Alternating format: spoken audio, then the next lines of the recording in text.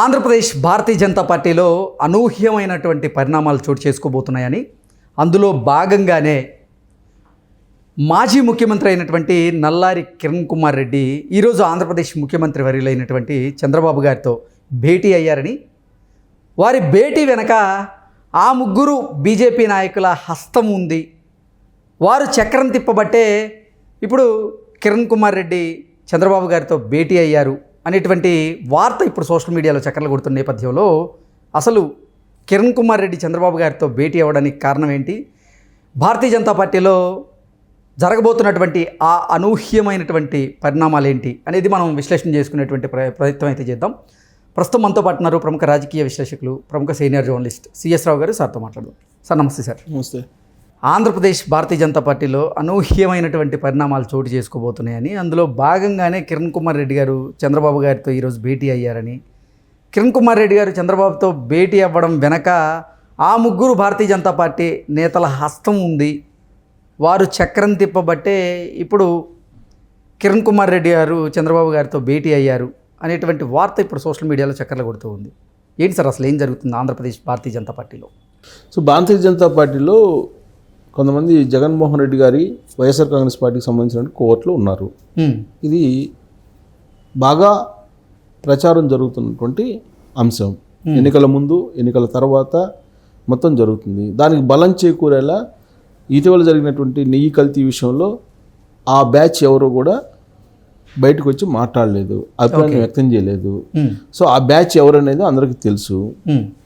So వాళ్ళు ఇప్పుడున్నటువంటి BJP అధ్యక్షురాలు పురంధరేశ్వరి గారు మారితే బాగుండు, ఆవిడ నుంచి అధ్యక్ష బాధ్యతలు తొలగిస్తే బాగుండు బీజేపీ అనేటువంటి అభిప్రాయంతో ఉన్నారు అనేది వాళ్ళ గ్రూపులో నడుస్తున్నటువంటి చర్చ.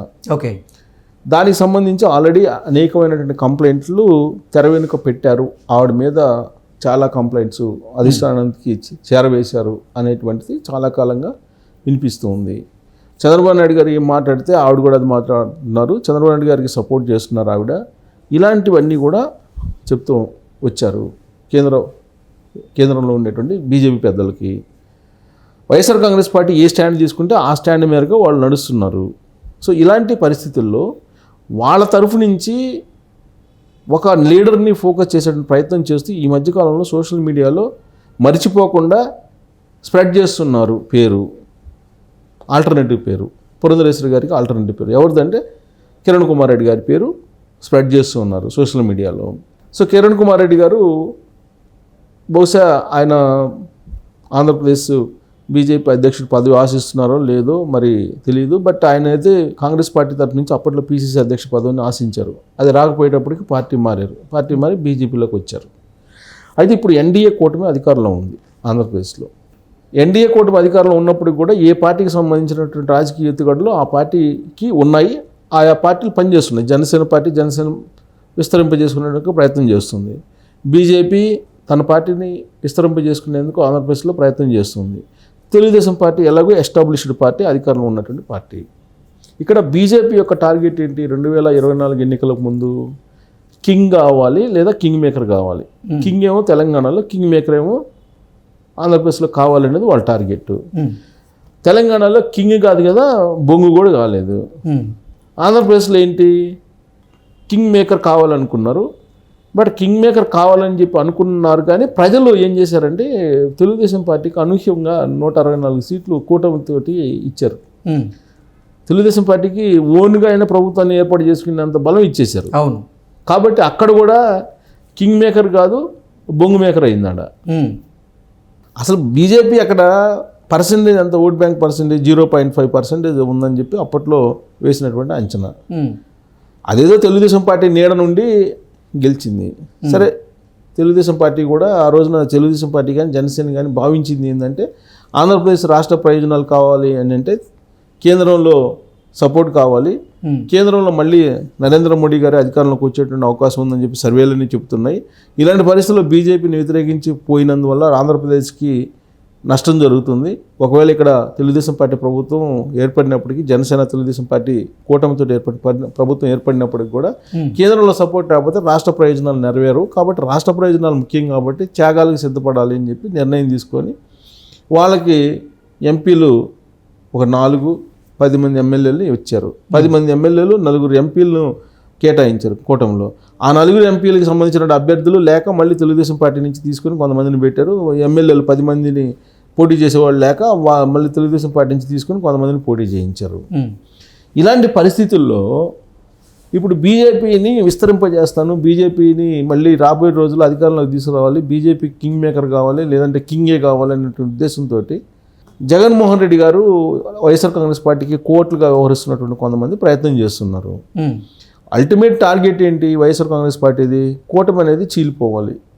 కూటమి ఉన్నంత వరకు మనుగడ ఉండదు వైఎస్ఆర్ కాంగ్రెస్ పార్టీకి అనేది ఆ పార్టీ యొక్క అభిప్రాయం.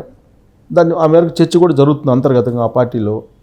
కాబట్టి ఫస్ట్ ఏంటి, ఈ కూటమిని చీల్చాలంటే బీజేపీలో చిచ్చు పెట్టాలి. జనసేనలో పెట్టాలని చూశారు. పవన్ కళ్యాణ్ గారు సీఎం ఎందుకు కాకూడదు అనేది, పవన్ కళ్యాణ్ గారు అసలు నాకు సీఎంఏ వద్దన్నారు. దాంతో అసలు జనసేన నుంచి తెలుగుదేశం పార్టీ విడిపోయే అవకాశం లేదు, తెలుగుదేశం పార్టీ జనసేన విడిపోయే అవసరం లేదు, ఆ 2 పార్టీలు మనం వేరు చేయలేమని చెప్పి అభిప్రాయానికి వచ్చిన తర్వాత బీజేపీని రెచ్చగొట్టే ప్రయత్నం చేస్తున్నారు. ఇప్పుడు ఆ రెచ్చగొట్టే ప్రయత్నం ఎక్కడి నుంచి చేస్తున్నారంటే ఈ వైఎస్ఆర్ కాంగ్రెస్ పార్టీ కోర్టుల నుంచి మొదలుపెట్టారు. ఇప్పుడు వాళ్ళు ఏం చేశారు, రకరకాల కంప్లైంట్ చేసి పురంధరేశ్వరి గారిని అధ్యక్షురాల పదవి నుంచి తొలగించాలి అనేటువంటి కాన్సెప్ట్ తోటి కిరణ్ కుమార్ రెడ్డి గారి పేరు ముందుకు తీసుకెళ్లారు. బీజేపీ కూటమిలో ఉన్నటువంటి చంద్రబాబు నాయుడు గారికి ప్రయారిటీ ఇస్తుంది కదా, ఎందుకంటే కేంద్రంలో కీలకమైన భాగస్వామి కదా చంద్రబాబు నాయుడు గారు. చంద్రబాబు నాయుడు గారికి తెలియకుండా బీజేపీ అధ్యక్షుని మార్చేస్తారా? ఒక మాట అయినా చెప్తారు కదా. సో వాళ్ళ ఇంటర్నల్ ఇష్యూ, వాళ్ళ పొలిటికల్ ఇష్యూ అయినప్పటికీ నీకు కూటమిలో భాగస్వామిగా ఉన్నారు కదా వాళ్ళు ప్రభుత్వంలో. సో ఒక మాట అయితే చెప్తారు కదా. బహుశా చంద్రబాబు నాయుడు గారు అడ్డు చెప్పకుండా ఉండడానికి కిరణ్ కుమార్ రెడ్డి గారు ఏమన్నా కలిశారా చంద్రబాబు నాయుడు గారితో అనేది ఒకటి వినిపిస్తుంది. సో చంద్రబాబు నాయుడు గారు ఢిల్లీ కూడా వెళ్తున్నారు కాబట్టి ఒకవేళ చంద్రబాబు నాయుడు గారు అభ్యంతరం పెడితే కనుక ఈ పోస్ట్ రాదేమో అనే ఉద్దేశంతో బహుశా కిరణ్ కుమార్ రెడ్డి గారు కలిసి ఉంటారనేటువంటి టాక్ నడుస్తుంది. ఒకవేళ కిరణ్ కుమార్ రెడ్డి గారికి కనుక బీజేపీ అధ్యక్ష బాధ్యతలు ఆంధ్రప్రదేశ్లో అప్పచెప్తే ఇప్పుడున్నటువంటి 0.5 కాస్త 0.1కి వెళ్ళే అవకాశం ఉంది. ఎందుకనంటే ఇప్పుడు రేపు రాబోయేటువంటి రోజుల్లో ఇప్పుడు సపోజ్ ఆయనకి అధ్యక్ష బాధ్యతలు అప్పచెప్తారు అనుకున్నాం, ఆయన మీద ఏం క్యాంపెయిన్ చేస్తారు వైఎస్ఆర్ కాంగ్రెస్ పార్టీ వాళ్ళు? ఇతను రాష్ట్రానికి ద్రోహి, ఇతను చివరి ముఖ్యమంత్రి ఉమ్మడి ఆంధ్రప్రదేశ్కి, రాష్ట్రం విడిపోయేలాగా బిల్లు పెట్టి ఏకగ్రీవంగా పంపించింది ఇతను రాష్ట్రానికి ద్రోహి కాబట్టి అందుకే చెప్పు గుర్తుతో అప్పట్లో సమైక్యాంధ్ర పార్టీ పెడితే ఆయనతో పాటు డిపాజిట్లు కూడా రాకుండా ఓడిపోయినటువంటి ఇతను అసలు రాష్ట్రం విడిపోవడానికే కిరణ్ కుమార్ రెడ్డి కారణం అని చెప్పి ప్రచారం చేస్తారు వైఎస్ఆర్ కాంగ్రెస్ పార్టీ వాళ్ళు. దాని ఎఫెక్ట్ కూటమి మీద కూడా పడుతుంది. కాబట్టి కూటమి నష్టపోయేటువంటి అవకాశం ఉంది. బహుశా ఆ పని ఢిల్లీ పెద్దలు చేస్తారా అని అంటే చేస్తే కనుక నష్టపోతారు. ఇప్పుడు వైఎస్ఆర్ కాంగ్రెస్ పార్టీ కోర్టులు చెప్పేటువంటి మాటని విని వాళ్ళు కనుక అధ్యక్షురాలని మార్చేసి కిరణ్ కుమార్ రెడ్డి గారికి కనుక ఇస్తే next campaign YSR Congress party వాళ్ళు చేసేది అది. ఆ రోజు ఏం జరిగింది, కిరణ్ కుమార్ రెడ్డి గారు ముఖ్యమంత్రిగా ఉన్నారు ఆంధ్రప్రదేశ్, యునైటెడ్ ఆంధ్రప్రదేశ్కి. ఆయన చేసింది ఏంటి, బిల్లుని పాస్ చేయించి. ఇప్పుడు మీరు కనుక రోసీ గారి ఇంటర్వ్యూ కనుక చూస్తే ఆర్కే గారు చేసినటువంటి ఇంటర్వ్యూ ఓపెన్ హార్ట్ విత్ ఆర్కేలో బిల్లు పాస్ చేసి పంపించండి రాష్ట్రం విడగొట్టేదానికి అని చెప్పేసి ఆ రోజున ఏఐసిసి చెప్తే, సోనియా గాంధీ గారు చెప్తే నా వల్ల కాదమ్మా నేను పాస్ చేసి పంపించలేను అని చెప్పారంట కరాఖండిగా. ఎవరు, రోసీ గారు. కానీ కిరణ్ కుమార్ రెడ్డి గారు ఏం చేశారు, ఏకగ్రీవంగా బిల్లును పాస్ చేసి పంపించారు అక్కడికి. ఆ విధమైనటువంటి స్ట్రాటజీని ప్లే చేసి బిల్లును పాస్ చేసి పంపించారు. అసలు యాక్చువల్గా ఆయన చేయాల్సింది ఏంటి, అసలు యాక్చువల్గా రాష్ట్రం సమైక్యంగా ఉండాలనుకుంటే ఆయన చేయాల్సిన పని ఏంటి, డిజాల్వ్ చేయాలి గవర్నమెంట్ని డిజాల్వ్ చేసి నువ్వు ఎలక్షన్కి వెళ్ళినట్టయితే ఎలక్షన్ తర్వాత ఏం జరిగి ఉండేదో. నువ్వు ఎలక్షన్ డిజాల్వ్ చేయకుండా ఏకగ్రీవంగా బిల్లుని పాస్ చేసి నీ కేంద్రానికి పంపించావు. కేంద్రానికి పంపిస్తే ఈ బిల్లుని ఏకగ్రీవంగా ఆ అసెంబ్లీలో పాస్ చేశారు కాబట్టి మేము పార్లమెంట్లో చీకట్లో దీన్ని ఆమోదించిన చెల్లిద్ది అని చెప్పి చీకట్లో వాళ్ళు రాష్ట్రాన్ని విడదీశారు. కాబట్టి ఈ మొత్తం ఎపిసోడ్ని రివీల్ చేసి ఇతను ఆంధ్రప్రదేశ్ ద్రోహి అని ముద్ర వేసే అవకాశం ఉంది కిరణ్ కుమార్ రెడ్డికి. దాని ఎఫెక్ట్ బీజేపీ మీద పడే అవకాశం ఉంది. అందుకే కాంగ్రెస్ వాళ్ళు ఏం చేశారు, అతనికి పీసీసీ అధ్యక్ష పదవి ఇవ్వాల. కాంగ్రెస్ పార్టీలో చేరాడు కదా ఇతను. అవును. ఇప్పుడు 2014 ఎన్నికల్లో ఈయన ఏం చేశారు, కొత్త పార్టీ పెట్టుకున్నారు. కొత్త పార్టీ పెట్టుకుని ప్రజల్లోకి వెళ్తే ప్రజలు ఆయనతో పాటు అందరికీ డిపాజిట్ లేకుండా చేశారు ఆయన పార్టీలో పోటీ చేసినటువంటి వాళ్ళకి. ఆ తర్వాత ఏం చేశాడు, కాంగ్రెస్ పార్టీలో జాయిన్ అయ్యాడు ఆయన. కాంగ్రెస్ పార్టీలో చేరి కాంగ్రెస్ పార్టీలో పీసీసీ అధ్యక్ష పదవిని ఆశిస్తే ఇవ్వాల. ఆ తర్వాత ఏం చేశారు, బీజేపీలో చేశారు. బీజేపీలో చేరి ఏమన్నారు, ఫస్ట్ తెలంగాణలో రాజకీయం చేస్తాడు ఆయన, తెలంగాణ బీజేపీకి అని అన్నారు. తెలంగాణ వాళ్ళు ఒప్పుకోవాలి ఆయన్ని. తెలంగాణ వాళ్ళు ఒప్పుకోకపోగా ఆయన అవమానించారు చాలా సందర్భాల్లో, వేదిక మీద కూడా రాకుండా. ఆ తర్వాత ఏం చేసేది, ఈయన ఆంధ్రప్రదేశ్ వైపు చిన్నగా సర్దుకున్నాడు, ఆంధ్రప్రదేశ్ బీజేపీ వైపు సర్దుకొని ఆయన ఏం చేశారు, రాజంపేటలో పోటీ చేశారు. రాజంపేటలో పోటీ చేసి కూటమి అభ్యర్థులు అందరూ తేలిగ్గా గెలిస్తే ఈయన మాజీ ముఖ్యమంత్రి అయ్యుండి, రాజకీయపరమైన నేపథ్యం ఉన్నటువంటి కుటుంబం నుంచి వచ్చినటువంటి లీడర్ అయ్యుండి కూడా ఆయన రాజంపేట నుంచి ఎంపీగా గెలవలేకపోయాడు. కాబట్టి ఈయన రాజకీయంగా ఒకవేళ ఈయన గనక ప్రమోషన్ ఇచ్చి అధ్యక్ష పదవి చేస్తే అన్ని రకాలుగా బీజేపీ పార్టీని, బీజేపీ పార్టీతోటి, బీజేపీతో ఉన్నటువంటి కూటమిని మొత్తాన్ని రాజకీయంగా నష్టం చేకూర్చేదానికి ఒక పెద్ద ప్లాన్ జగన్మోహన్ రెడ్డి గారు వేశారు. ఓకే, ఆయన వేసినటువంటి ప్లాన్లో కనుక వీళ్ళు పడితే మొదటికే మోసం వస్తుంది బీజేపీకి అని చెప్పి మనం విశ్లేషణ చేసుకోవచ్చు. Okay sir, thank you so much.